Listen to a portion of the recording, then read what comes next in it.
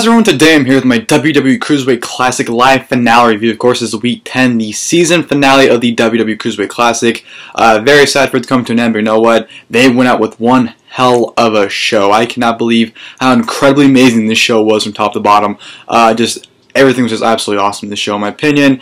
But we'll get to more of that later on. But right now, let's just jump right into the first match of the episode, which was Zack Sabre Jr. versus Gran Metalik, of course, in a semifinals match. Right from the get-go, Gran Metalik just sends Zack Sabre Jr. flying out to the outside, followed by a dive.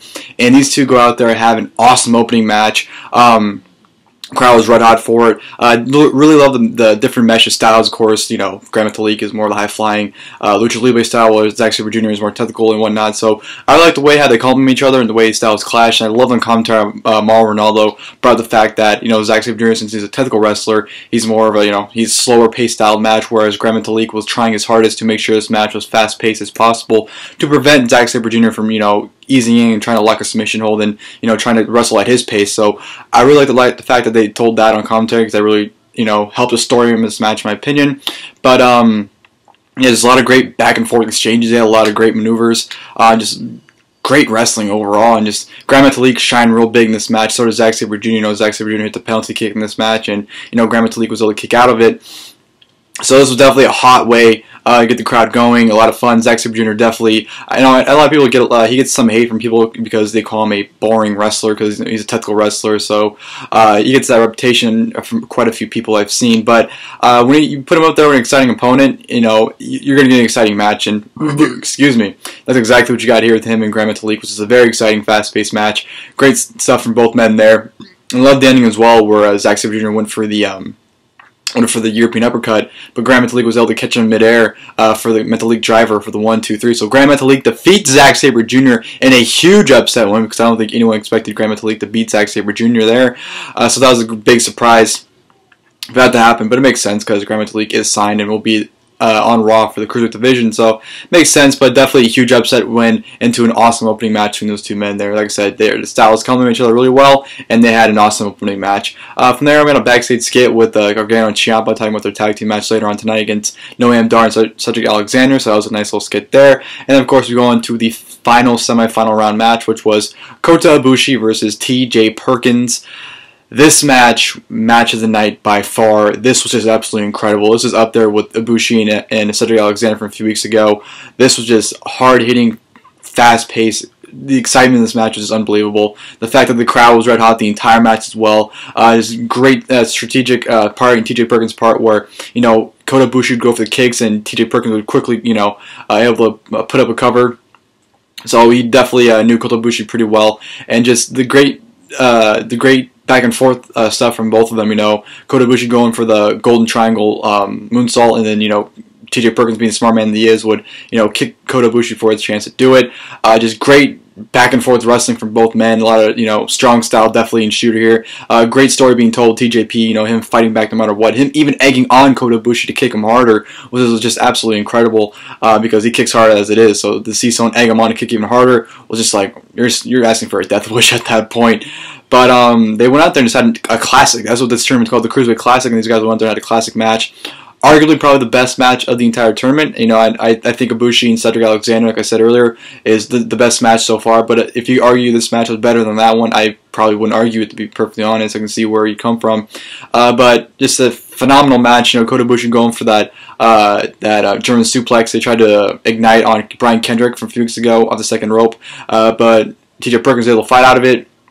And, kicked out the Golden Star Powerbomb once in this match, which is unbelievable because no one else has done in the tournament so far. So the fact that TJP kicked out of it was a very big deal.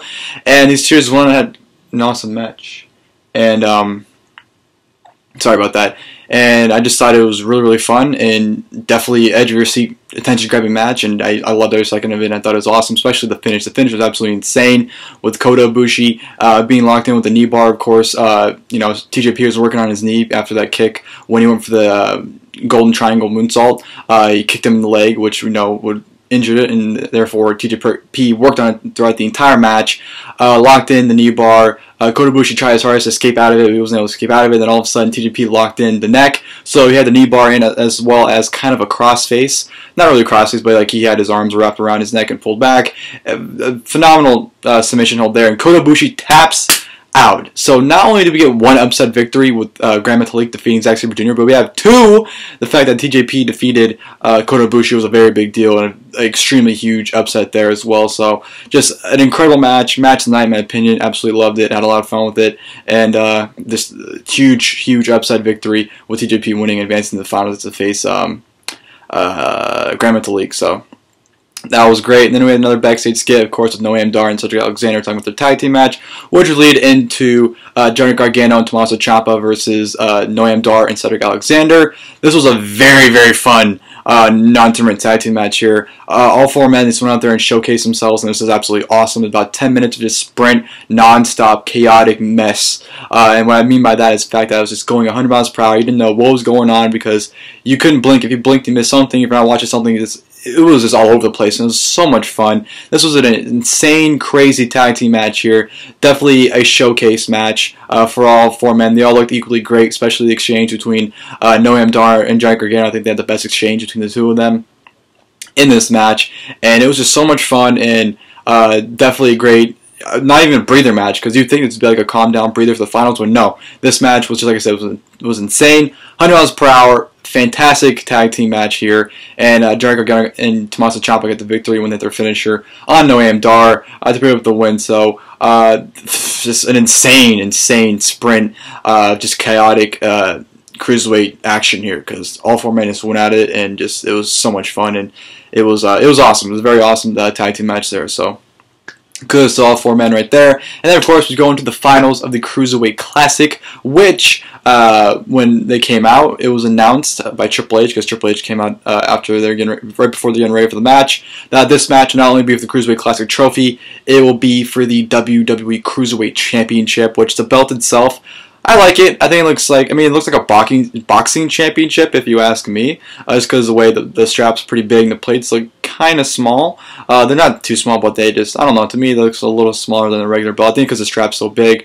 But it looks like a boxing championship, but it still looks like a great championship. I like the purple strap. And, the center plate looks a little generic, but I understand why they went with it, but it looks fine. I like it.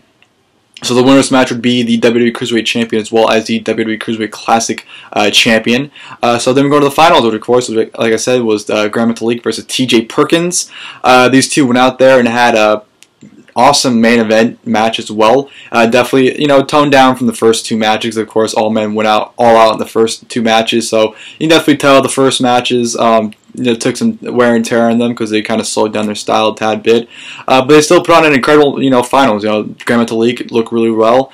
He did a phenomenal move where TJP was on the apron and Gran Metalik jumped over the top rope into a Frankensteiner to the outside. Absolutely in-fucking-sane maneuver there that Gran Metalik did. It came off great, though. I thought it was awesome.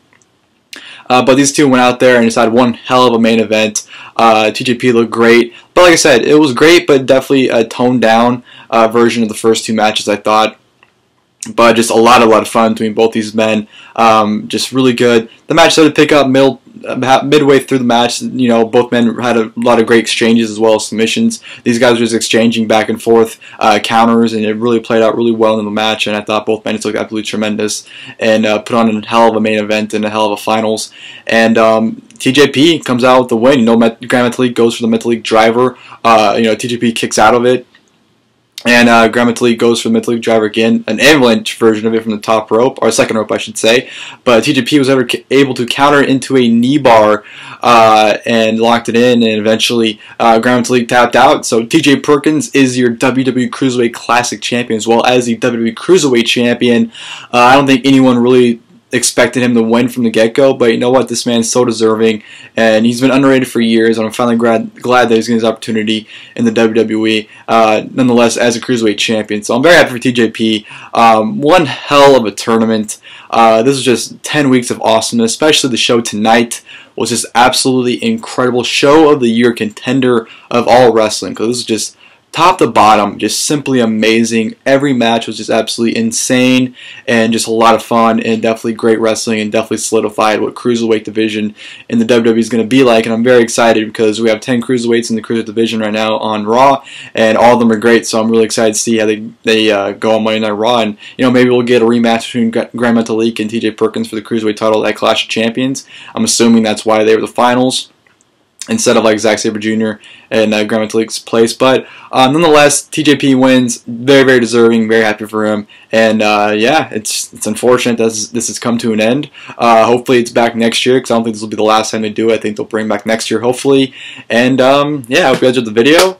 If you guys did, please leave a like below. And this Monday night on Raw, Cruiserweight Division's finally here, and that's something to look forward to. So at least Raw's gonna have something to look forward to every week going forward now. So yeah, that'll do it for the video, guys. Again, hope you guys enjoyed the video, and if you did, please leave a like once again. And until next time, I'll see you guys later. Thank you guys for watching the video.